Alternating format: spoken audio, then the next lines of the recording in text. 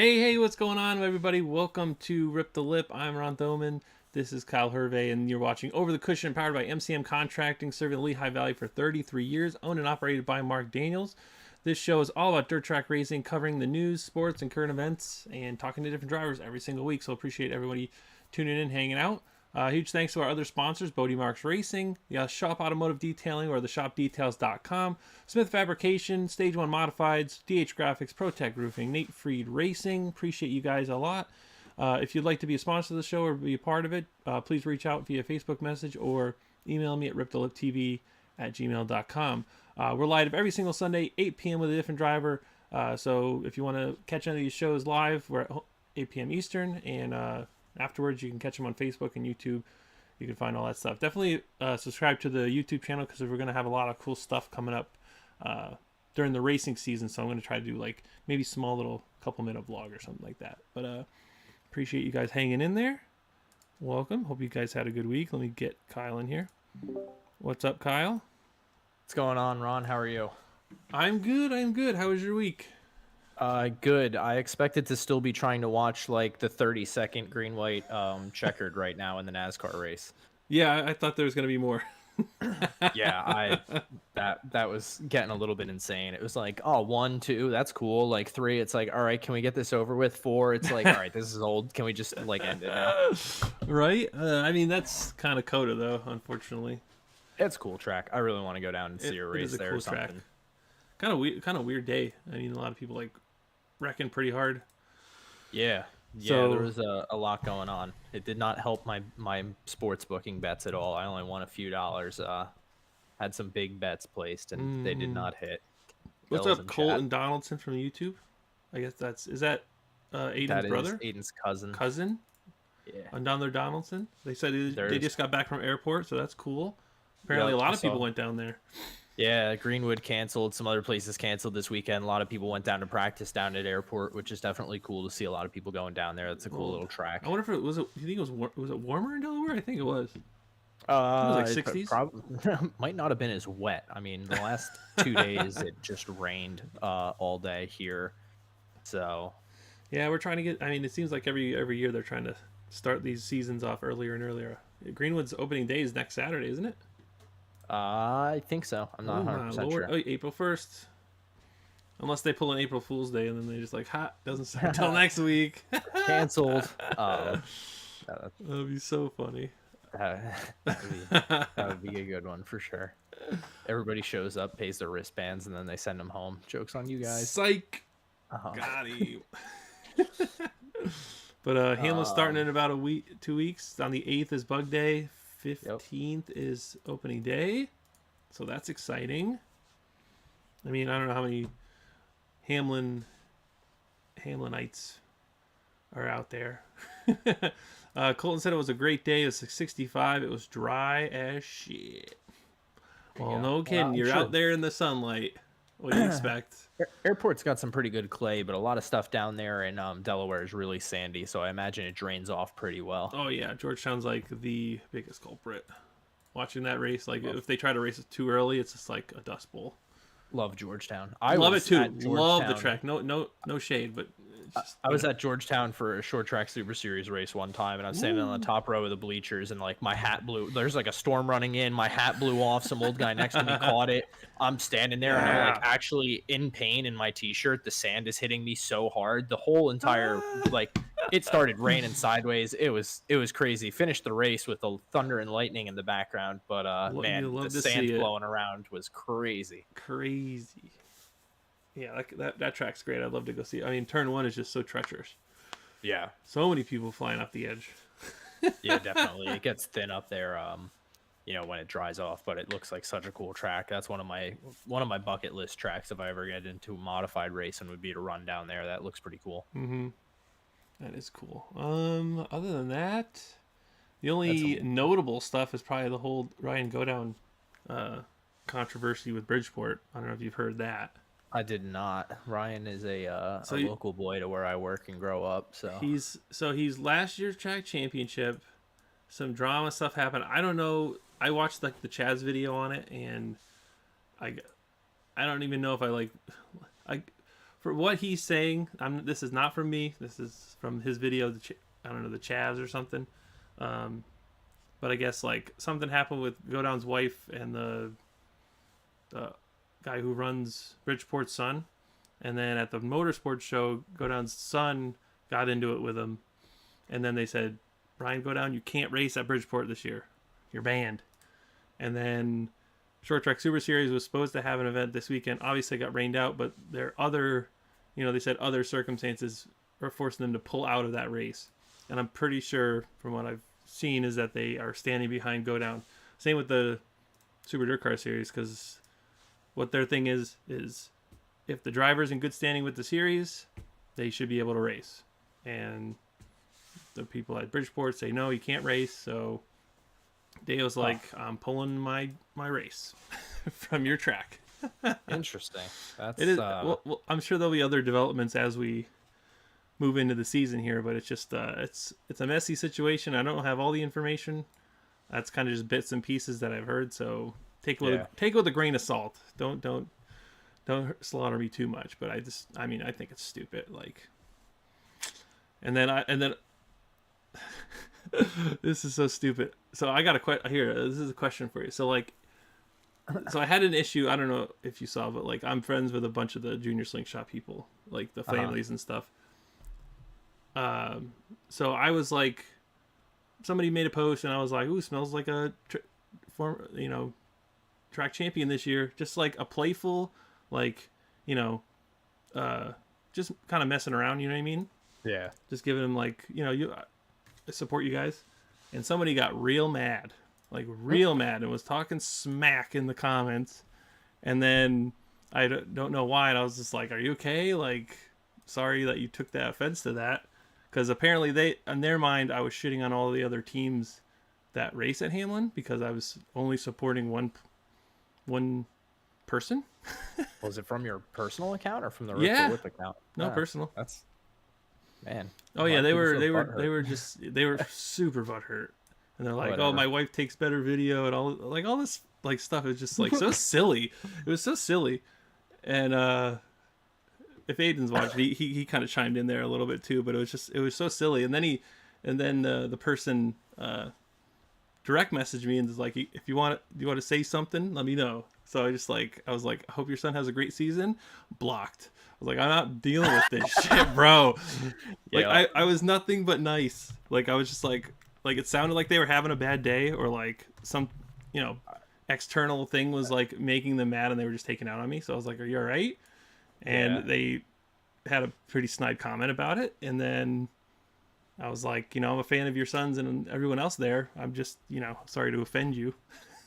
Man, you're such an instigator, man. But I could have went full troll. Like it was hard to hold back. You know what I mean? I've had some drama with people on Facebook going back and forth, and it gets dumb. And then when they take it into the DMs, it even gets dumber. And I'm just like, dude, this is unnecessary. I'm a little older, so you're like, I don't know if you're more in the meme era than I was. Maybe I was at the beginning of the meme era, but we could have trolled super hard. But I wasn't gonna go ham on them. I was just like, keep it nice, keep it civil. Like if they want to keep talking smack, I'm just gonna block you, dude. It's not even a big deal. Like it was just a funny weird situation that I had to read the comments a couple of times and to realize he was talking about me. I was like, what? I was just sending the guy good luck, just messing around. Jeez. Apparently they took it very personally that I said I smell a Hamlin track champion this year. Yeah, wow. So it is what it is, but I just thought it was so kind of silly. Yeah, it was so different. I was like, okay, I must be doing something right if I'm getting haters, right? That's the one thing. It's kind of one of the reasons I stay off Facebook anymore, honestly. It's just people just like to cause drama, and it's so I know it dumb. Sucks, and it's like my really main platform.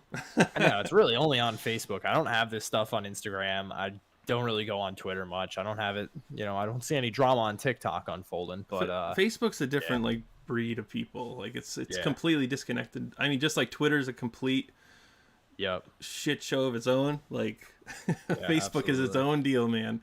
Other than that, I've been in contact with Dicely a little bit over the week, and she says she loves the show and likes what we're doing, and she wants to see like Steven Snyder Jr. and Koonsman on the show at some point. And I totally agree. Cool. I totally agree. So yeah, I like to keep in touch with them every like few months. I know they're super busy. They're growing like crazy, and I was like, don't worry about it. And then she sent me another email. Was like, hey, your channel's awesome. Like your videos are cool. So I guess we're doing a good job, Kyle. That's awesome. Glad to hear it. Keep the relationship with Hyper strong. Maybe that might come to something in the future. Who knows? Yeah. Do some in-person stuff. I think. Are you going to Speed Weeks at all this year? No, I don't think so. I'm going to try to make it to at least one of the events and try to do like a little promo edit or something for like the Hyper team or something. Yeah, you know what I mean? I think I'll be at the Kutztown race, but other than that, unless I don't have to be there, I don't know. That's going to be up in the air. It's going to be how stuff's going with other cars and everything. But as of right now, I have no plans to compete in Speed Week just because I'm going to be so busy running the TQ and the micro and getting the slingshot ready. So no plans to run Speed Week at the moment. Gotcha. I mean, I'm just going to watch. You should just come to watch. But no, I'm gonna try to make it there and see if I can. Do they go to those? I know the drivers and like their team goes to Speed Weeks because since it's a Hyper 600 Speed Week. But do the Diceleys go at all or no? I'm sure. I don't know if Mike goes weekly to Action Track. I'm sure he'll definitely be around during Speed Week. I've seen him at the track. Obviously, the Hyper hauler is usually there selling parts. So he's the main sponsor of Kutztown too. Is he the main sponsor of Kutztown? Well, last year it was the Hyper 600 for maybe like 600s.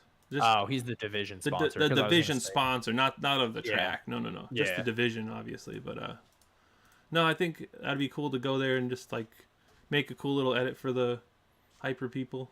Yeah, and for the drivers. Whoever does their videos, they have a lot of stuff on TikTok and Instagram. That's really cool. Really? They do a lot. That's sick. Yeah. I'll have to look that up. Yeah, definitely. They have a couple of people who do social media stuff for them, and they make pretty good edits of everything. Cool. And they always post Q&As on Instagram where people ask questions, and then they go around and you know, it's always fun. Some of it's informative. Some of it's just joking around with the guys between drivers and stuff like that. But it's always cool to watch with their content on Instagram for sure. So they're mainly on Instagram and TikTok then. Yeah. Okay. Yep. I'll have to start doing more Instagram stuff. I think there's a lot of potential. I mean, obviously, I'd like to do more TikTok unless they ban it. So we'll kind of see where that goes. Oh my gosh, have you watched any of those? Yes. Hearings? It is like comical. It is like trying to explain it's like painful. These people are so disconnected from the world. I mean, obviously, politicians are usually pretty disconnected to everything, but like it's wild what's going on. It's worse than when they try to talk to the Google guy. It's just like, boy, you guys got no clue, bro. They're asking if TikTok connects to their Wi-Fi. It's like, what do you mean? That was such a weird clip. I get what he was trying to ask, but he had no idea what he was trying to ask. Yeah. If you go down in the comments, you can see what he's actually looking for is if it can access other IPs on through your local network. That's basically it. Other device IPs, but we're going down a rabbit hole. But, all right, so I'll let you intro our guest here tonight since she's actually your driver. One of my drivers, yeah, indeed. So tonight, special guest we have is going to be Faith Turnbaugh, the driver of the number 15 and number 24H All-Star Slingshot. She's been racing for 5 years and has been continually growing over the years and getting faster and faster. So without ado, Faith, how are you? I'm good. How are you guys? I am doing well. Very good. Anything interesting going on this past week with you? Just getting the car ready, I saw. Yeah, I'm getting the car ready. It's going for lettering this coming week, and we plan to go to Linda's on the 14th and restart our season. Yeah, it's already here. The season's already here. Season's ready to go. Actually crazy. Your other car is still set up for a road course at the moment, so I should probably work on that at some point before Action Track starts. But yeah, we'll get that rolling. So let's start from the beginning here and talk a little bit. I know you've been around racing for a long time. Why don't you talk about what got you into racing and what you remember from the earlier years of being around the track?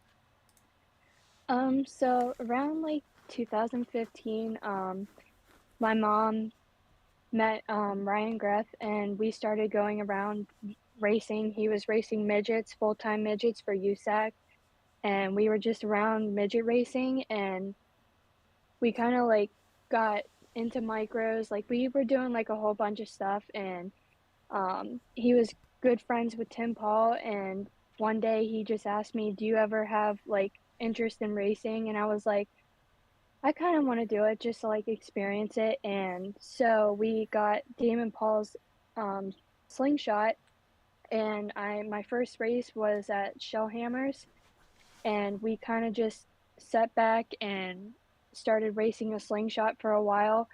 And then I went into micros because we sold the midgets and got into micro racing. And we ended up doing a little bit of micro racing, and then we sold all the micros, and I just became the driver. um, and we ended up going slingshot racing full time because I ended up having a bad crash at Lanco, and we kind of just, I never raced quarter midgets or carts or anything, so I just hopped right into micro because that's what we had around. And it didn't end very well for me, so we kind of just got in the slingshots and been sticking with those. But pretty much it was all my stepdad. I was around racing for a couple years with midgets and the micros, and then yeah, just started racing, and I love it. So you're like Michael Nolf. No, I think Nolf started out in a 600, from my Yeah, understanding. They're just like, here my you go, first get in there. my first time in a 600 was at Path Valley. That was in 2019, I think, and that was I was pretty good then. And then we went to Lanco, and then yeah, things I ended up in the turn four wall, flipping down the front stretch, and yeah, that was the end of my micro racing. Oh Yeah, my I'm god. sure. I'm sure your mom loved that. Yeah. Jeez, that's nuts. Cause like the one kid at Hamlin, Troy Marizio, um, that like the first time he had like an RTS chassis, but like it was like his first time in a micro or any race car, and he like barrel rolled it down the front straight at Hamlin. He ended up coming back and like racing, and he still races. I think they're trying to sell the micro he has now to because they have a stage one. But yeah, that was kind of similar situations where like he flipped it on like his first time driving it, which is like super scary. Which I was petrified of doing that because I was driving somebody's car last year. I only got about 6 laps before like I spun out and then the throttle stuck. But I was like, I gotta stay away from the wall. Don't touch the wall. Just like keep it straight. I cried the first time I drove a race car. I was like 5. Yeah, but you and were little. You were like, went to driver training, oh my and god. yeah, I just hit everything but the lottery that day, and then came out of the car crying hysterically. And I mean, hilariously, I look back at it, I was probably only doing 10, 15 miles an hour, and that was pretty fast compared to my power wheels at the time. Maybe not. Yeah. Maybe not much more powerful. No, they didn't have big batteries in them back then. They had full size car batteries or lawnmower batteries, a little bit heavier, a little bit less power. Nowadays, those things rip. All you got to do now is just like get a Milwaukee like Yeah, thing and get the little adapter. We 12-volt battery. see. We don't need electric slingshots. We just need a bunch of power wheels with like souped up voltages on. Just rip around for a couple laps.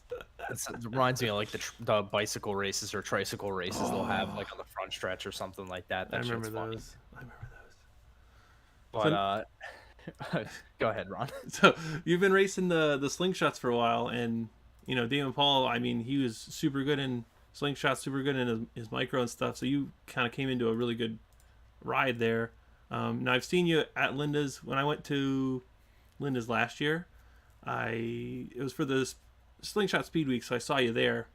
I mean, it's hard to miss the big car with a big 600cc performance on the side. But so how do you like the Slingshots overall compared to the other stuff you've driven? Um, Slingshots are honestly not my favorite. Out of all the cars that I've driven, honestly, the most fun I had in the cars that I've driven was the XL modified. I raced that twice last year. It was Bryce Smith's XL, and I went to Kutztown for my first race in it. Well, I did my first laps in it for just a practice laps, and that was at Linda's last year, and I did pretty okay, and I felt like comfortable in it compared to the micro when I first started in the micro.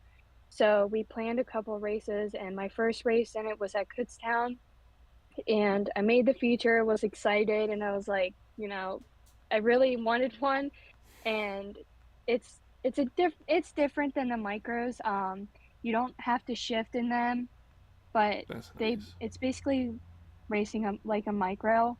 Um, and yeah, I went to Kutztown for my first race, and then my second race was at Linda's. It was supposed to be the 50 lapper, but they had a meeting at the drivers' meeting.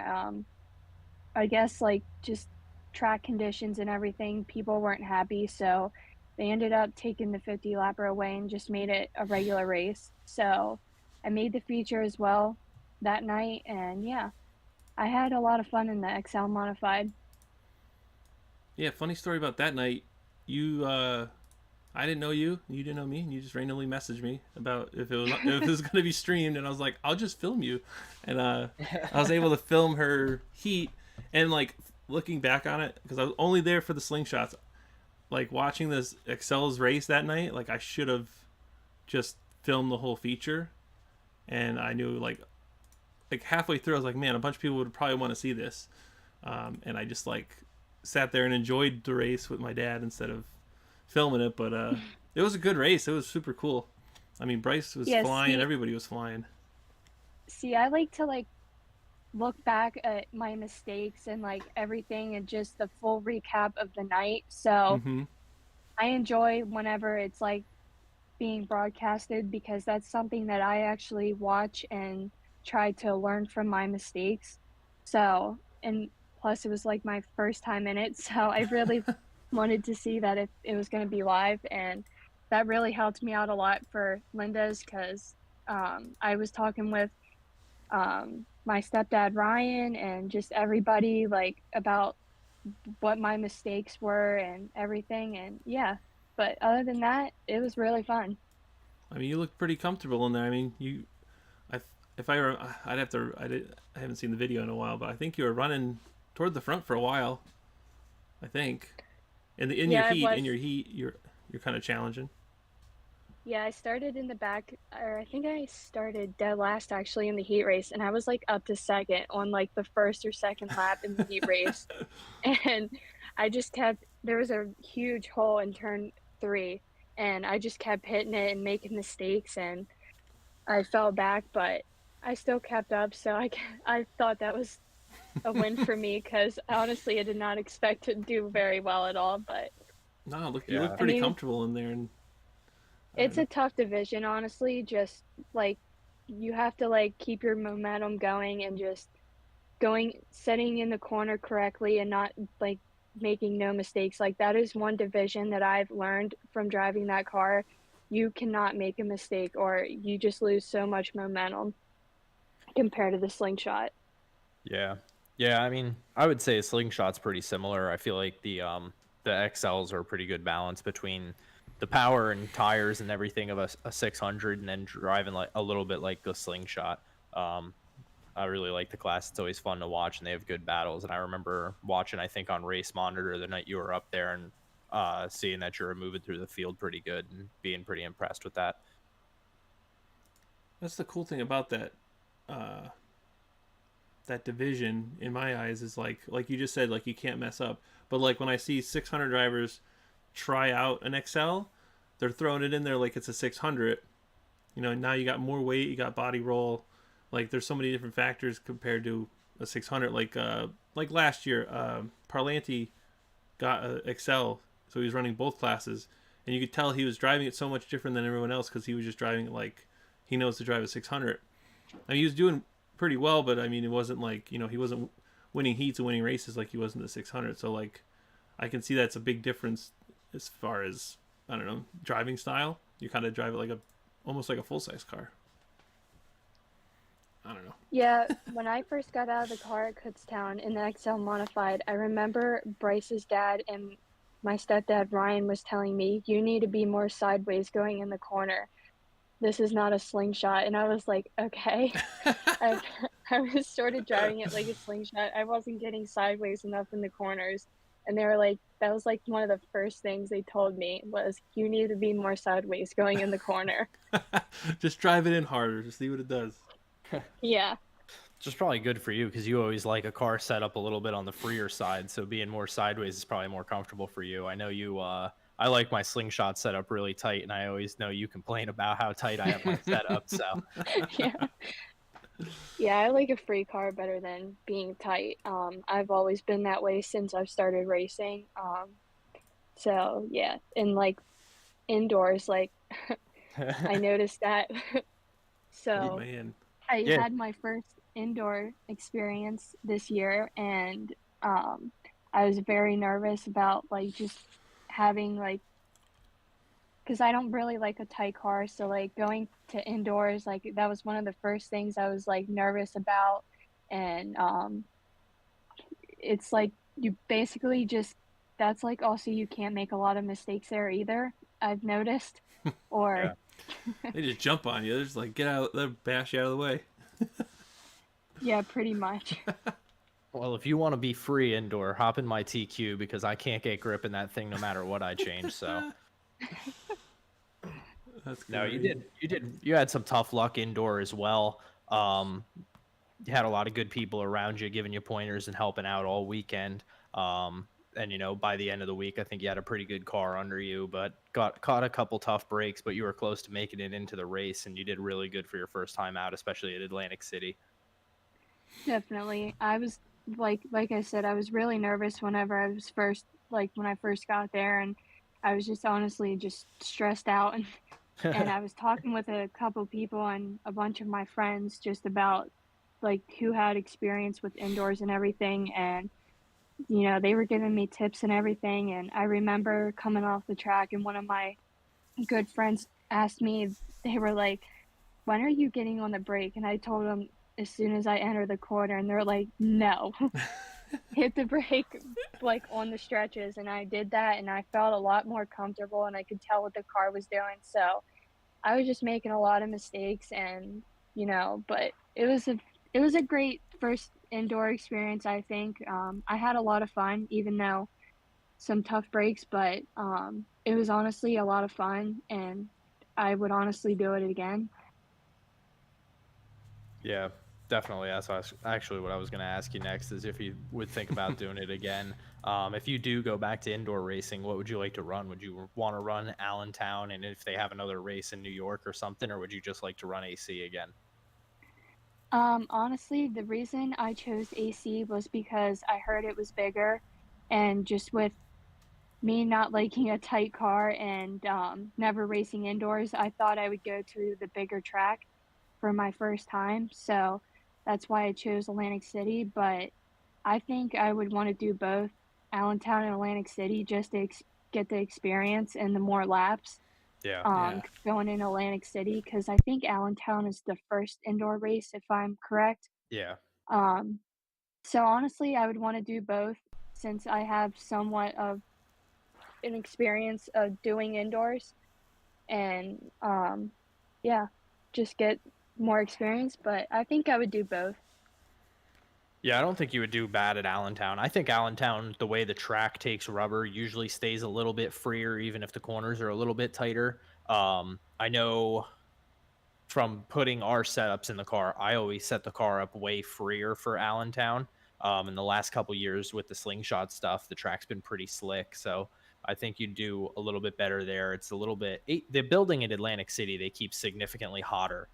Is what the difference is. They keep, and it's more rubber over multiple days and a lot more track changes. But I think you'd do well at Allentown. I think you'd like racing there. Yeah, hopefully. I have a busy schedule this year, so we'll see how the season goes, and I'll think about indoors towards the end of the year, and we'll see. It's a possibility. Yeah. So, I know you do have a busy schedule. You're racing for me full time in the 24H at Action Track this season. Talk a little bit about what you're planning on running in your own car.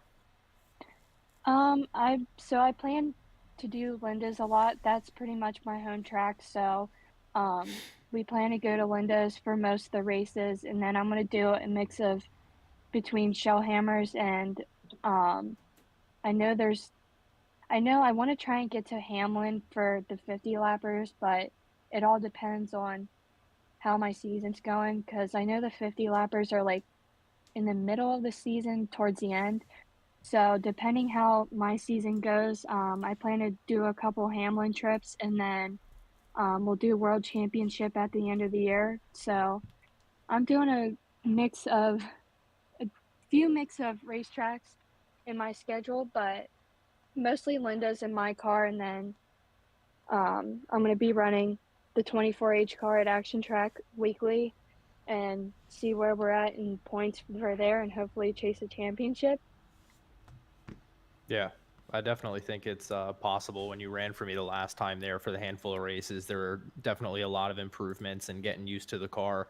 And, by the end, you were running up front there, banging wheels with me at the one race when we were running top of the race. So, Yeah, that was a fun night. I definitely thought I was going to have my first podium at Action Track there. Um, but I think I fell back to like sixth, I'm pretty sure. yeah. But it was a fun night racing against my teammate. That was like probably like the highlight of my night. Yeah. Yeah, you gave me a run for my money for a couple laps there. It was definitely fun.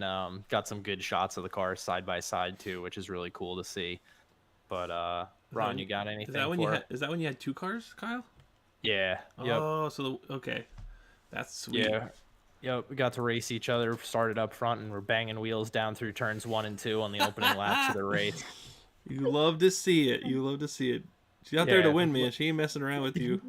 Yeah, no easy breaks for me. You're a slug, Kai. You're a slug. Yeah, so you said you have a busy schedule. Is there any like bigger races that you're like planning on? I know you're looking at some of the Hamlin ones. Like I think they're in July. Was it July 1st and September 9th are the 250 lappers at Hamlin. September's pretty far off, but I know like Shellhammers has their big race. I don't know. Does Linda's has the one toward the end of the season, right? That big race they had last year. Yeah, they have the 50 lapper towards the end of the season. I think it's October 1st actually. I do plan on going to that. I love Linda's. That's where I grew up racing, so I plan to go there as much as possible. But I pretty much any big money races I don't really plan on doing. I kind of just pick and choose where I want to go. And I kind of just fill in my schedule from that. It's honestly just, I just love racing, so I just pick and choose, and I don't really worry about that kind of stuff. But That's great. Shellhammers, I will be running a few money races just because it fit in my schedule. But I don't really plan on doing any like big races besides World Championship at the end of the season and the 50 lappers. Gotcha. Yeah, hopefully, fingers crossed, I can find some extra money to kind of sweeten the pot for Hamlin. Maybe not for the. I know they have a super national in June, and the Firecracker 50. So, if I can find some extra money somewhere, maybe we can sweeten the pot for the 50 lapper 500 to win at the end of the year. Maybe make it 1,000 to win or something. Make it a little more worth it for people to drive. Because apparently all the other tracks, like when I went to Speed Weeks, like I live about 2 miles from the Hamlin track. So like driving to Linda's and Kutztown and Shellhammers was like a 2-hour drive one way for me. And everyone I talk to at those tracks don't want to come to Hamlin because it's too far. And I'm sure that's a reason that you probably don't want to go all the way up there because it's so far. Yeah, the reason I don't race at Hamlin is because it is literally almost like 3 hours away. Yeah. For me. I have a friend that runs up in New York. I think Brett Putnam, and he runs like Glen Ridge and some other places up there. And it's like a 3-hour drive down to Hamlin for him too. So it's just like, man, like, what do we got to do? Because it's like, it's so far from everybody, and it stinks because I love the track. I think it's great, but like, it's just really far out of the way for most of the teams anymore. But maybe we can find some money somewhere. We'll put our Brett Deo hats on and find some money. Incentivize everybody to come on out. Exactly. And promote it, and not just be like, oh, we put it on the schedule and hopefully they see it. No, we're gonna be like, we're gonna find some money and we're gonna push it out before people get, committed into something else. Yeah, definitely. Fingers crossed. But I guess switching gears a little bit, you said your stepdad is Ryan Graff? Yes. Okay. Because I noticed this 600cc performance literally everywhere. Can you speak to that business or that relationship with Ryan and kind of your role at 600cc performance if you do work there? Yeah, so a couple years ago, Ryan wanted to start his own business, and we had bought a builder or a bigger building to kind of just for all the cars that we had and stuff like that. So eventually he wanted to start his own business. So we got 600cc Performance, and we build injections there, wire harnesses, dynoing cars, just all that fun stuff. And I work part-time there. I just kind of run the website and do some wiring when I can, and I'm kind of just a fill-in. Jesse and Patrick are the employees there, and Ryan's obviously the owner. But yeah, they're pretty busy. They do a lot of sprint car dynos and just micros and all that stuff, and yeah.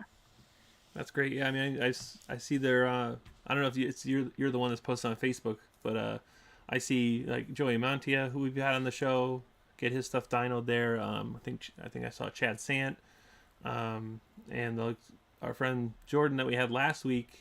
He speaks so highly of Ryan and 600cc Performance every time I talk to him. So, I mean, he's definitely got a good thing going, and it seems like a lot of people are starting to use that business, and it looks like it's really kind of taken off. Just like how Hyper's starting to take off, the class is really getting really popular, really really popular. Not just in the Northeast. It seems like Midwest and everywhere else. Everyone's starting to run 600cc's springs. Yeah, my stepdad actually used to work at Hyper years ago, so that's where he learned pretty much everything to start his own business, and he kind of just wanted to do what he did at Hyper, sort of, because he did dynos there, and kind of just pretty much did everything that he does now, and he just wanted to start his own business and become pretty much popular in the racing world, other than racing micros and midgets, and that's how it all started. Wow. Is there this is a weird question. Is there any bad blood? Because Hyper makes the Evo injections, and then he left Hyper to make a competing company to do the injections. So, I mean, I would assume there's not. You know what I mean? Just but it's you're competing against the person that you used to work with. No, it's not. We just wanted to do what we wanted to do, and it kind of just worked out, and there's no there's nothing yeah, we're not trying to compete against one another, I should say. That's not what we wanted to do. Yeah. We kind of just Brian just wanted to start his own business and be the boss. guess be an owner, yeah. Be the boss, pretty much. Yeah, because I mean, anyone that's used the service who I've talked to, throughout the last few years or whatever, they can't speak highly enough about Ryan and the work he really puts into these injections and all the data that they can provide to these teams, and it's actually unreal how high tech these injection systems are to be able to give you as much information as they do to make these cars as fast as possible. It's crazy. Yeah, it's kind it's like crazy just to like, because when I first came around, like I had no idea what was what and what did what and like everything. Mhm. And to see like different injections go on different cars and what he dynos and what he can just do with different cars and everything, it's kind of impressive because I like to learn new things and that is I love racing. So I love to be around there to learn like everything that he like does to the cars and whatnot and to just see like all the different stuff that he can do with like the injections, like with the stacks and everything. Like it's pretty cool. Yeah, Ryan's work and Patrick and everything, the work that they put in on the cars is insane. I mean, I sent my entire micro up there without any wiring or anything in the car, and what they came up with is just absolutely beautiful. The way they wrap the harnesses and everything and lay all the electronics on the panels in there. It's so clean. They take a lot of pride in their work, obviously, and want to put out a top of the line product on every car. And he's helped me out a ton with the micro and the injection and tuning the car and everything, and it's great. And then also helped me out with the TQ, setting me up with an airbox that looks beautiful and everything. So I'm really happy with the work that he puts out. It's really amazing. I want to get the TQ up there and get that thing cleaned up a little bit more. That's wild, man. I mean, yeah, man. If you need some stuff done, apparently just go to 600cc. They've got you covered no matter what kind of car you got. or is it just like specifically sprint cars? Well, I guess the big sprint cars have motors you'd put in like a modified or any third car, right? Just more like fancy. Yeah, they're full-size V8s, but I mean, Ryan does work on everything. They make wire harness parts for Speedsters, 600s. They'll make stuff for TQs. I mean, pretty much anything that you can dream up. They did a bunch of custom wiring on my car for stuff that I had put in there and helped me get all that stuff set up. I mean, if you can imagine it and it needs to be wired, him and Patrick and Jesse will be able to figure it out. That's crazy. It seems like it's more focused on sprint cars, but I mean, if they got like a modified or something or any other kind of car, I'm sure they wouldn't have any problem because it's probably easier on those cars. We actually had a cross cart a few months ago and that thing was wild. It was like so cool just to like hear it on the dyno and to see like all the different like power and everything that it had. That was pretty cool. I've never seen a cross cart in my life, so it was What? cool to hear. It was cool to hear about them and where they race and everything. Like that was pretty cool. What the heck? Oh, I'm looking up a picture of it right now. Wait, They're is like There's a video. what the There's heck a is this thing? video. Yeah, they're like a starter division for getting into stadium super trucks. They're a little single seater, almost like a smaller RZR or something like that. They're a pretty cool division. They're I don't know where What kind of Faith, do you know what they race around here or where they race? I heard in Europe they race them because that's where the guy came from, but other than that, I have no idea. I know the only places I've seen them is running like stadium super truck sort of tracks as a stepping stone before you get into Pro 2 or Pro 4 or something like that. Going over jumps and everything and just dirt road course, my favorite thing, that kind of deal. There's a video of it being dynoed on the 600cc performance page. Yeah. But yeah, it was pretty I want to cool. find that. Window capture. Let's see. Look here. I just want to see if I can get a picture of it here. Oh, there we go. Have you? Oh my gosh, it's humongous. While Ron's trying to pull that video up, have you guys been able to dyno one of the electric bicycles yet? Yes, Dyno an we electric bicycle. Tell me more. we tried, but it was a failure. Oh no.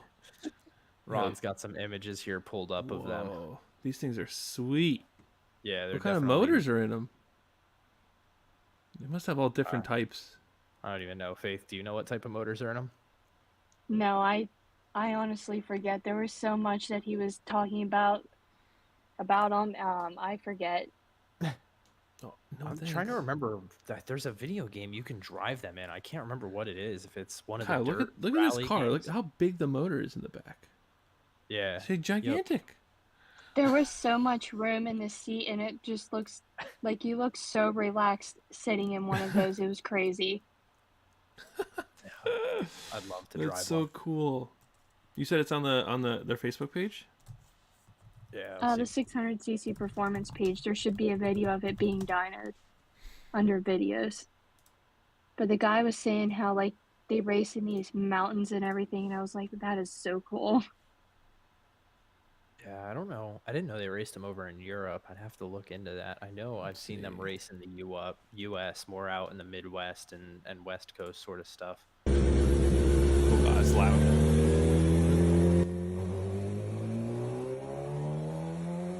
Oh yeah. Oh, fiberglass.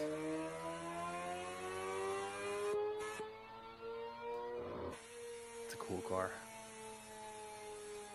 Nice facility too. That's cool, man. What else we got? Oh, we got here's Joey Mantis. God, it's so loud. Who's in the car when they test these? Jesse. Okay, so it's an employee basically that does it. Yeah. Okay, that's good. Don't let Joey do it. Not good.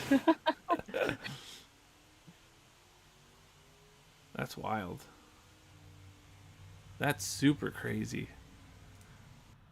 Dynoing stuff's crazy. I don't know why the volume keeps going up. What is this? Oh, this Speedster.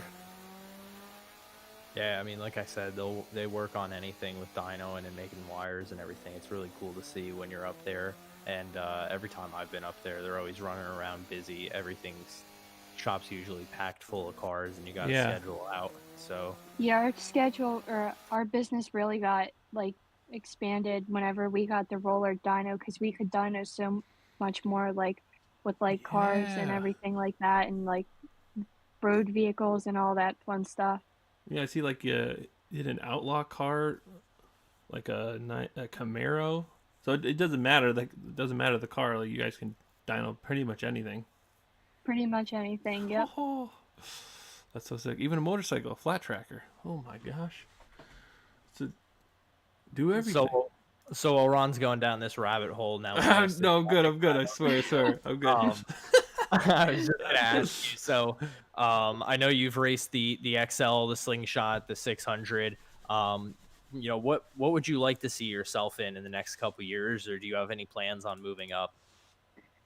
I honestly want to get back in a 600 again, or eventually get an XL modified, because I really enjoyed being in the modified, but also pretty much like the 600 racing is popular around here. So I eventually want to get a 600 again, but we're sticking with Slingshots for a little while just to kind of get the experience of laps, since I never ran like a quarter midget or anything. It kind of just all began in Slingshots. So eventually I want to move up to a 600 again in the future.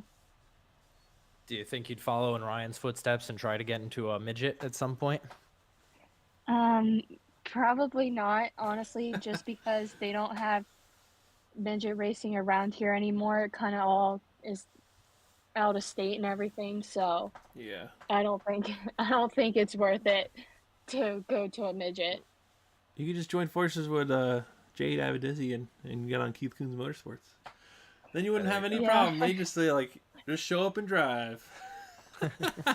I wish. That'd be cool. Speaking of the midgets, have you done any iRacing? I know they have the midgets on there, and I know some people like to practice for the 600s with the For as with much iRacing. as I love racing, I do not have iRacing. And I even have a sponsor who builds like PCs and all that, but I have never got into iRacing. Is that a possibility, or it's whatever? Kind of just whatever. Don't really have the time for it. Just between working on car every week and with work and just going to the races every week, like I have really no desire to get iRacing. But yeah, Gotcha. I've never even been on it, but I've seen videos and pictures of people being on it, so I think that's pretty cool. And it's cool for like kids who need experience of like just when they first started racing, so I think it's cool to have, but yeah, I have no desire to get it. I know the one Jack Gion, he seems to be winning tons of stuff in the modified division. I don't know. I always see him post stuff that he's won another race, so it must be working for him. Runs good in the slingshot too, so maybe he'll. It's weird because like someone could run super well online, and then it doesn't really turn into anything. Whereas like some other people that are winning these big races in like road courses and stuff, some of them get actual opportunities to run real cars when they've never touched a real car in their life. You know what I mean? They've only run the digital version. Even some of was it World of Outlaws? They had or was it NASCAR? They had a series and the guy won like 50 grand or something. Kyle, maybe you would know more about that. Yeah, iRacing has a series. I mean, so the way iRacing works is you race your way up through your license classes, and if you get to a top level, you can race your way into a pro license. And basically, when you go pro in any car, you can get sponsored. I've had friends go pro in sprint cars, and they'll get paid by sponsors to run races and everything. And they race for good money. But the NASCAR is it Ignite, Coca-Cola Ignite series, something like that? Yeah, it's sponsored by Coca-Cola. Yeah, they that's a pretty big deal. I don't remember. Is it just 50 grand or something like that? I don't know. It was a lot of money for. I know, like Will Byron had come off of iRacing and everything into the Cup car. That's true. That's true. One? Was it Alfredo that was an iRacer and went racing? I think. But yeah, I mean, even in Formula One, they have big time like sim racing teams that are sponsored by drivers and actual teams as sort of an almost development program in the virtual sense, and that stuff's definitely cool to see. You'll see cool. Max Verstappen running a lot of stuff on there, and people talk very highly of Max when he races on iRacing because he can just get an insane amount out of a car even in virtual racing on iRacing. That's and so cool. I was watching like lap comparisons of him running sports cars against a professional iRacing driver, and where he finds speed over the other guy is just insane. How good Max is at everything he does. Max was also almost a pro level FIFA player at one point. So on a side crazy. note, but yeah, no, because I've been seeing a lot more exposure to it, especially on Twitch, because like some of the bigger streamers, that's kind of like flavor of the month.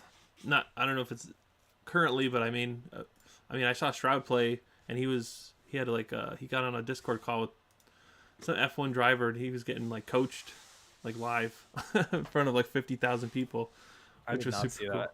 I love Shroud. Go to Shroud's YouTube page, and you can probably find the video where because like I know he did some racing, and I know Summit was doing a bunch of racing streams and stuff like, and those guys are like humongous on Twitch.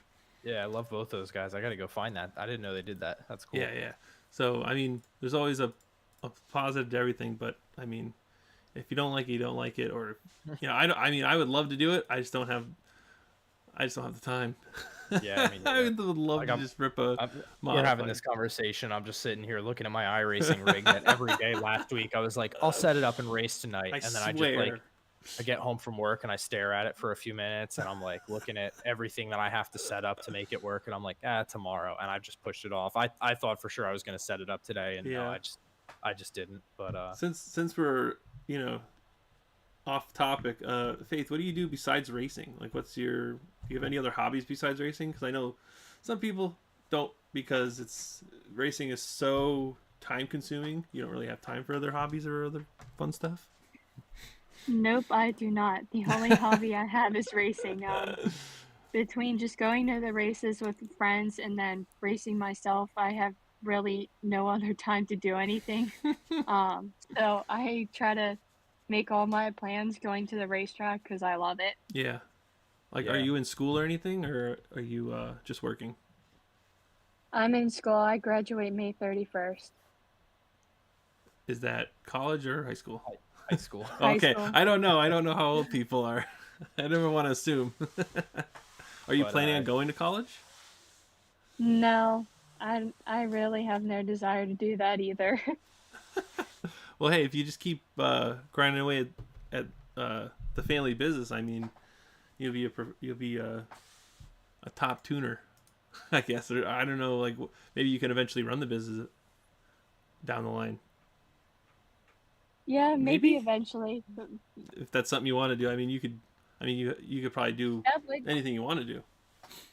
that would be something I would want to do in the near future, but just all depends on what I decide to do whenever I get out of high school, and Hmm. yeah, it just all depends. That's awesome.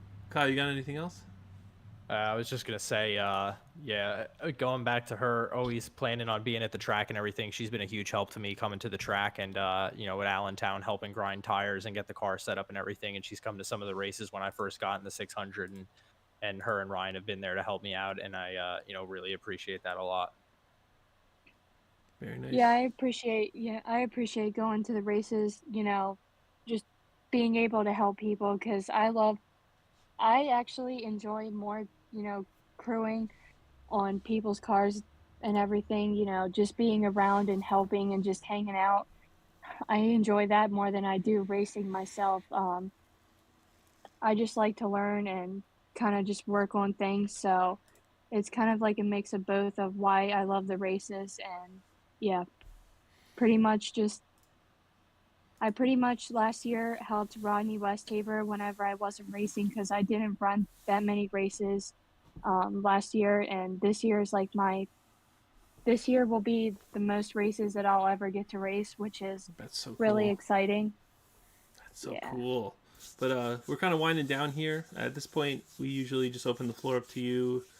You can thank sponsors, people who've helped you get where you're at. Kind of shout out any social media that you want to shout out, businesses, stuff like that. So the floor is yours to shout people out. Yeah, I want to give a big shout out to my stepdad, Brian, for everything that he does for me and takes his time out from the business and everything to go to the races and everything. That's a huge opportunity for me because pretty much why he got out of racing was because he started that business, and with him being at the racetrack and customers coming out to him, it just got very overwhelming for him to help his customers and race at the same time. And obviously, business is more important. So that's one of the reasons why he got out of racing. So I appreciate him taking his time to go to the races and everything for me with having the business. And thanks to my mom for everything that she does as well, and Sherry and Kyle, he's helped me out a lot between like over the phone helping me and just at the races and everything and having the opportunity to race his car at Action Track. Um, and I want to thank WSL Incorporated, Dax Trucking, Greth Racing, 600cc Performance, Simworks Performance, Pave Masters, Hervé Motorsports, OMS Racing, Steve and Aiden. They do a lot for me as well, helping me. And Race Ready Inc., Chad and Richie, they're great. And then Keegan Simmons Photography. And yeah, that's pretty much it. Amazing. Tell everybody where they can find you on social media and Yes. Facebook and everything. Yeah, my Instagram's Faith3577, and my Facebook is just my first and last name, Faith Turnbaugh. And yeah, that's all the social medias I got. short and sweet. But I want to thank you guys too for letting me come on here. I was excited to share my racing experience and my schedule and everything. Yeah, absolutely. Glad to have you here. yeah, thanks for coming on. I really appreciate you taking the time because an hour is a long time, I think. But that's a big time commitment for Sunday night. So really appreciate you coming on here and just chatting, talking racing. That's all we really want to do is just hang out and talk to different drivers every week. It honestly goes by fast. You're just talking and you kind of like just forget to look at the time and you're like, oh my, it's already 9 o'clock. That went by fast. Yeah, exactly. Yeah. Man, so really appreciate you coming on tonight, and super cool seeing where you came from and where you're at now, and big props to you for getting where you're at, and hopefully you can have a really awesome season. I know you said you're racing a lot this year, so fingers crossed. Hope you get a bunch of wins. Maybe a track championship or two would be icing on the cake. That'd be really cool to see. But I appreciate you taking the time and talking with us and hanging out. And thank you for anyone and everybody that watched and commented or shared the stream or anything like that. Especially we had a bunch of people from YouTube this week, which is kind of neat. So maybe it's growing over there. So that's kind of cool. Just stay tuned. We're gonna have another driver next week. I'm not sure. We don't really have anything just yet, but we will get that straightened out this week. Me and Kyle will. we're kind of behind the 8 ball a little bit, but appreciate everybody hanging out and chatting and stuff. And subscribe to the YouTube channel. I'm gonna be putting out more videos on that, specific videos for just YouTube, to kind of diversify a little bit this summer, especially with adding the drone and another camera. So really appreciate everybody hanging out. We'll be back next week at 8 p.m. So we'll see you guys next week.